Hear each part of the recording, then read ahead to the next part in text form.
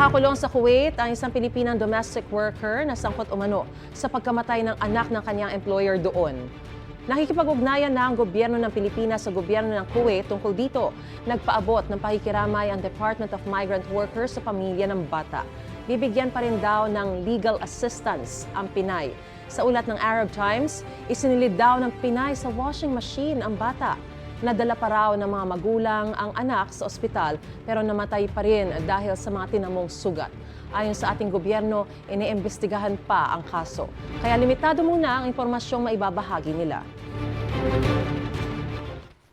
Yun ang lumalabas sa Kuwaiti News na umamin siya dahil naiinis na siya sa bata. So we have to also see her state of mind.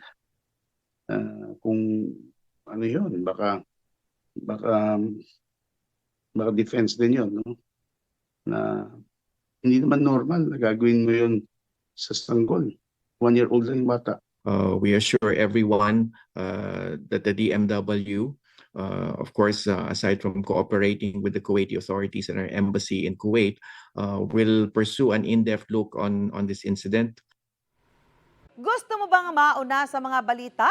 Mag-subscribe na sa GMA Integrated News sa YouTube at tumutok sa unang balita.